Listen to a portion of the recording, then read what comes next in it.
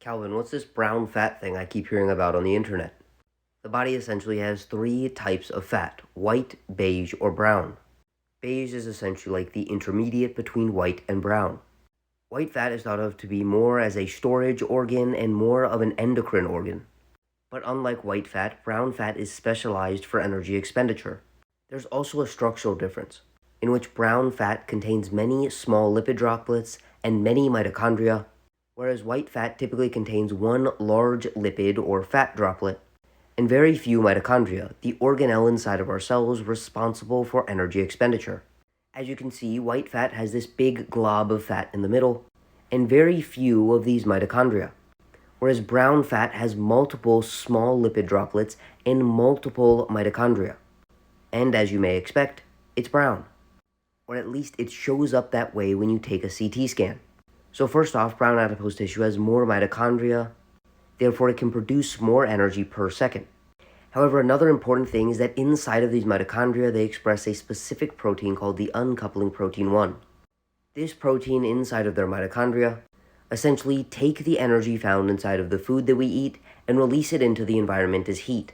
Therefore, rather than utilizing the energy from the food that we eat or the energy stored on our body and using it to keep us alive, this adipose tissue simply emits it into the environment as heat, essentially wasting energy. Therefore, the body is forced to burn more energy or calories in order to obtain the same amount of energy from our food, because brown adipose tissue increases the amount of energy that we lose into the environment. This is why brown adipose tissue does slightly increase energy expenditure. However, the magnitude of this energy expenditure increase is very small compared to exercise.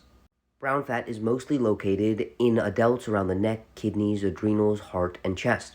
And one thing that more and more researchers are trying to figure out is how to convert your white adipose tissue into brown adipose tissue. And there are a few important things that they have found. The first is that thyroid hormones do increase the activation and conversion of white adipose tissue to brown adipose tissue. So on the dietary front, this means increasing the intake of specific micronutrients that help to support optimal thyroid health, such as selenium, zinc, iron, copper, and vitamin A. Acute cold exposure does slightly increase brown adipose tissue.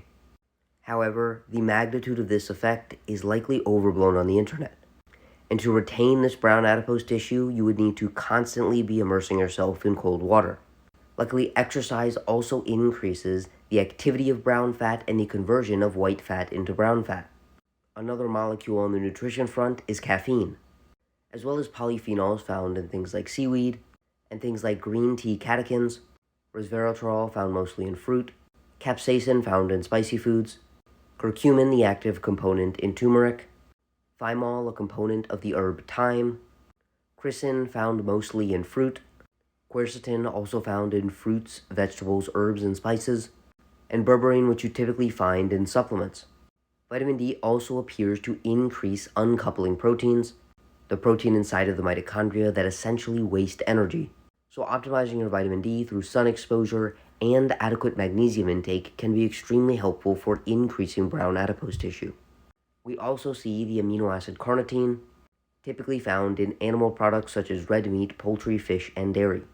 There is a very small amount of evidence for creatine increasing the amount and activity of brown adipose tissue, as well as short-chain fatty acids produced by our gut microbiome in response to dietary fiber intake.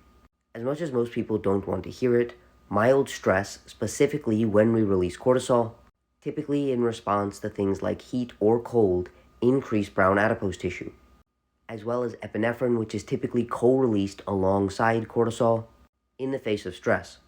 And you would know you have high adrenaline because you will typically have an elevated heart rate.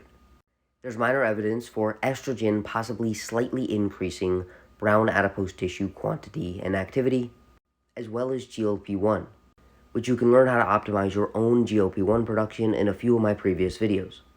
And then finally, it does appear that omega-3 fatty acids can increase the activity and abundance of brown adipose tissue. With that being said, if you would like an individualized approach to nutrition and lifestyle to optimize your health, energy, and body composition, send me a DM to sign up for coaching.